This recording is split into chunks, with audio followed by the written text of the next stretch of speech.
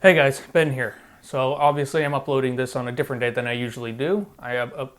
Yesterday I uploaded a little video just letting you guys know that I didn't like how the video came out. And the video I made was kind of just like going through the motions and didn't seem very heartfelt. So I decided to just kind of cut it, reflect a little more, and come back stronger, basically. So hopefully you can understand that's why this video is coming out on Saturday and not Friday. And also another thing I wanted to say is I've been hesitant to just make a video stating my thoughts on the issue and my opinions, just kind of out of principles, the fact that I'm a person of privilege and I'm a white person who doesn't have the same experiences with the police as black people or people of color as well. It's simply just a weird thing out of principle where taking time to stand on my soapbox and give my opinion at all, it felt like I was maybe taking away from the voices who should be heard, which is people who have literally been through these issues. I'll briefly state, my opinions are, not only am I horrified by the killing of George Floyd, the assassination of George Floyd, Ahmaud Arbery, and also Breonna Taylor. Her birthday would have been yesterday, would have been her 27th birthday, June 5th, and she died for committing the crime of sleeping in her apartment. Horrible things like this happen, but if this keeps happening over and over with Philando Castile,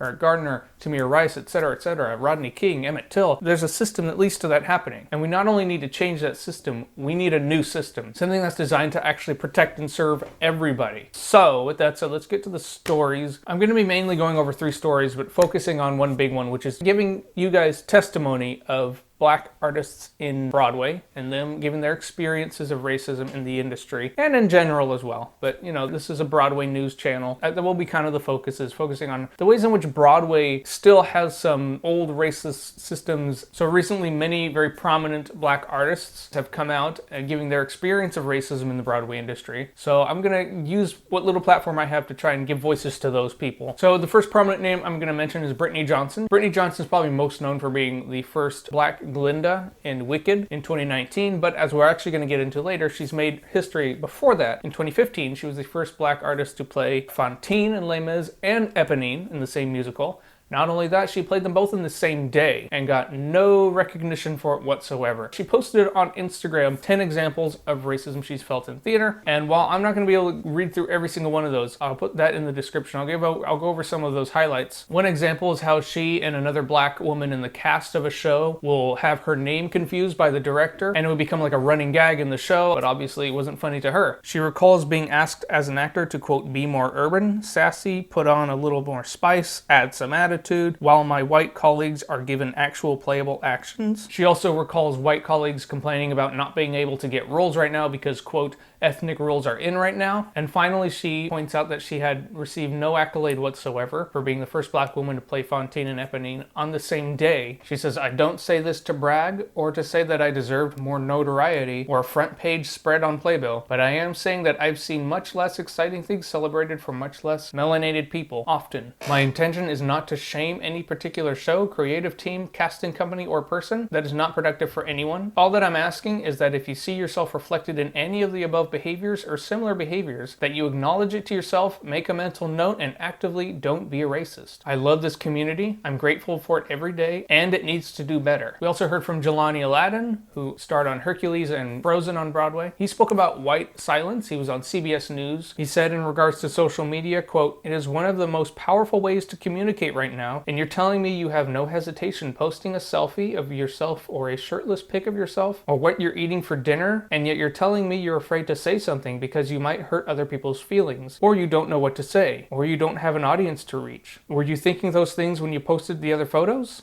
I don't think you were. We also heard from Billy Porter, quote, the American democratic experiment is failing. He goes on to say, so I find it disingenuous when my well-meaning white liberal allies, news outlets, politicians, faith leaders, and all the rest of my Caucasian compatriots act as if this shit is new. Ain't none of it new. Cody Renard Richard is a stage manager for Broadway. He's given his experience as a black stage manager and how he was treated backstage. He says, quote, I was standing backstage at Motown the Musical on Broadway wearing my hoodie, and a stagehand came up to me and said, hey Trayvon, I started a new gig on Broadway, and one actress decided not to learn my name at first. Instead, she decided it was okay to call me brown, insert name of the employee I replaced for a month because she thought it was a funny joke. I've had my supervisor tell me to deal with a certain situation because I could relate to the issue. You're black. I've constantly heard the never funny joke of smile so I can see you when standing backstage in the dark doing my job. I've listened to countless white peers say they won't hire me. Black is in right now. You're lucky. Sadly, I could go on and on with these examples, but I'll stop there. Michael Kilgore of Hair, Motown, and Songs for a New World talked about the lack of diversity on the creative side, saying, quote, I think we need to focus on the fact that there are great black,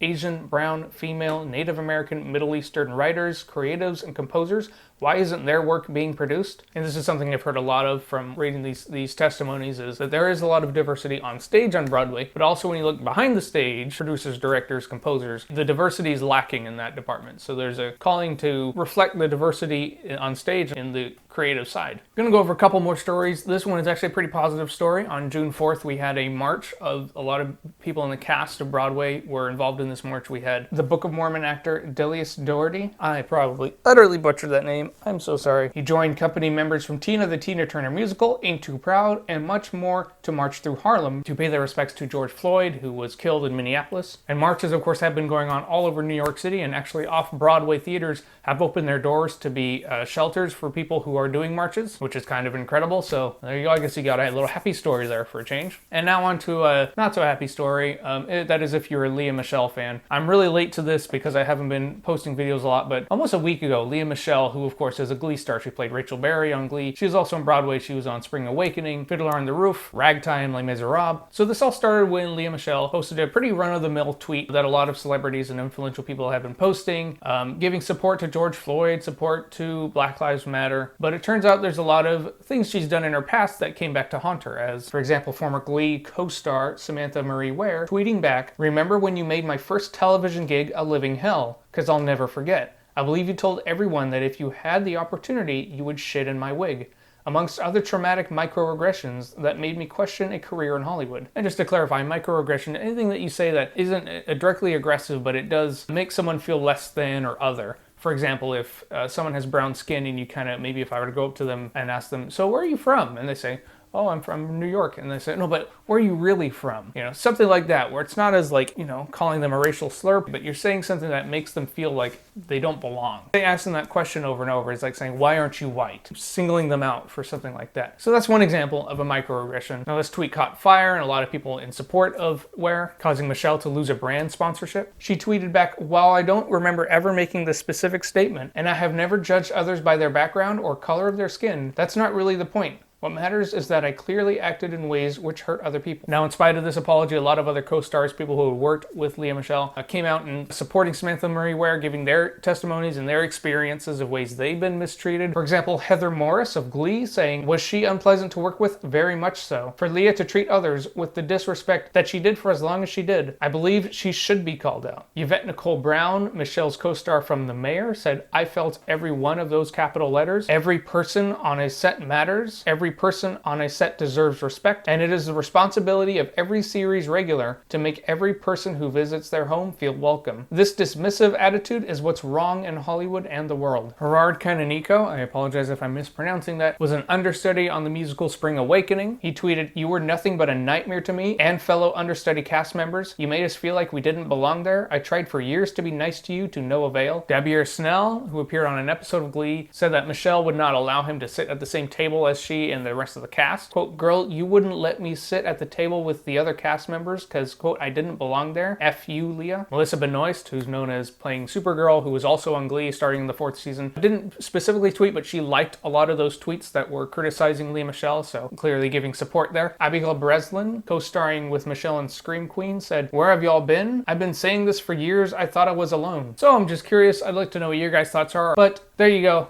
There's the tea. So I just want to apologize if this sounded really disorganized. I don't like getting on my soapbox and giving my opinions. But like Jelani Azad was saying, you know, white silence is a poison. And if people like me don't say anything, it's just going to make the situation worse. I'm not a policy expert. I don't know exactly what needs to change. I do know for certain that the ideas presented by Campaign Zero, which I'll have in the description, and I had in the description, I think, for the last couple videos. Their ideas are important. We need to do better police training, demilitarize the police, make it so they don't look like they're getting ready to invade a country, have representative policing, have people patrol neighborhoods that they actually live in and neighborhoods that they actually understand. That's a huge thing. Have a special prosecutor in the case of any case involving a police officer so that it's a little more objective. But other than that, I really want to know your ideas. Leave those in the comments down below. Go ahead and click subscribe if you want to see more content. I appreciate it. Thank you for your support, guys. I'll see you guys on Tuesday.